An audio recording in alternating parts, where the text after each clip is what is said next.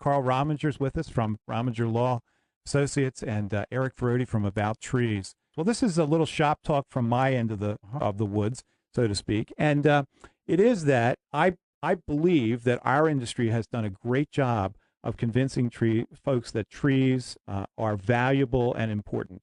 The problem that I see, and Eric and I are always kind of arguing about this, is that it tends to put in people's mind the notion that trees are worth considerably more than they are. One way to consider that is, gold plating on the faucets in your house. How much value does that add? But the other thing is that,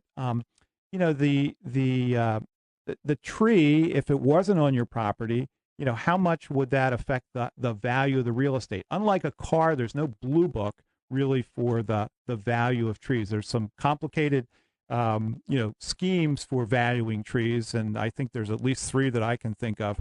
But the term that I like and seems to have some traction, at least among the people I talk to, is that the value of the tree is its contributory value to the value of the property. The problem with that is, and I think it's true, but the problem with it is that means it's possible the tree is worthless. It's also possible that the tree is particularly valuable, or that one tree on the land is, because it's the same as when you said like the gold-plated faucets. It's like putting new tires on your car. I always get this when somebody has a car wreck. They're always upset because they just put new tires on and they think that's going to enhance the value of the car. But whether they're new tires or bald tires, there's no price adjustment on the value of the car. And so I can see scenarios where you would argue that whether that tree is there or not, it doesn't really enhance the value of the property because there's 18 other trees in the backyard, let's say. So its contribution is so minimal as to almost be de minimis. And so it begs the question. I mean, have you ever had an experience where, folks came to you and were convinced that this tree was, I call them the mortgage lifters. If you get compensated the way these people think they ought to be, they'll be able to pay off their mortgage and they'll be off to Disney World. Yeah, I haven't had anybody ever give me a particularly value on a tree. I mean, I hear things like, it's a black walnut, therefore, they seem right. If I made that into veneer wood, it would be worth thousands of dollars. Right. That's the plan. And of course, who knows whether the quality of it is, and who knows whether they were actually going to do that. And I don't know. Can you take a black walnut out of somebody's backyard and make nice veneer wood out of it?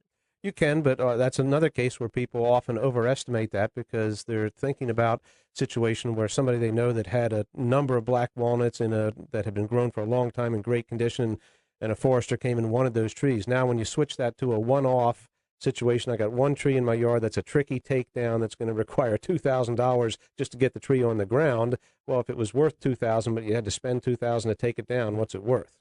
So let me ask you, just generally speaking, for the listeners' benefit, when you get to look at trees on property, do you find that typically your value is less than what the homeowner or the property owner thinks of, or, and I can see you smiling through all that. Yeah, because sometimes that's the case. But interestingly enough, I have a case right now where it appears that a landscaper may have used the wrong herbicide and killed a bunch of trees on somebody's property. And the woman only wanted to make sure that she could get the trees taken down at no cost to her. And I said, well, you understand that those trees have some value, don't you? And she said, well, who's going to want to come and get those trees for lumber? I said, no, it's not the lumber. I said, it's your property, your house, your yard, your landscape, that those trees contributed value to your landscape. And she had not even thought of it in those terms. So do you think you're doing her a service? Because if I'd gotten there first, I would have said, yeah, you're right. You probably want to start over here. Ultimately, she's the client. She can decide how aggressively she wants to push it. And if I can help her to at least get the cost of the removals and the stump grinding, and she's happy with that, then great. That's what she wants. That's what I'm there to help her with. So if you guys showed up in my office together, the first question I'd ask you is, does the contractor who's negligent have insurance? And if not, is he or she married? Right? And that goes to, if there's insurance, there's going to be some money to tap and somebody to work with that will likely pay. If the person doesn't have insurance, and just because they say they're insured and bonded, by the way, doesn't mean they have the right kind of insurance, because the townships only require liability and workers' comp and things like that, not necessarily things that cover negligence. And there's a lot of exclusions even in policies that do. But back to the point, the other famous thing that a contractor can do is sign the contract with you, but he owns the big bully truck and the house and everything are owned by husband and wife, and therefore not reachable assets. So you might be able to get a judgment against the contractor, but no money. and that affects the settlement value. That's something. Glad you brought that up. That's something. Can you explain that for at least in Pennsylvania, if your assets are held liable, if your assets are held jointly with your spouse, that as a contractor, it protects you in a large way from being sought after. It does. And so my joke I tell clients, they say, well, what can I do with if they're a contractor, I tell them, never have your wife sign the contract. If it's the client who's going to get the work done, I say, if your contractor says he's really good and never had a problem, look him in the eye and say, have your wife sign too.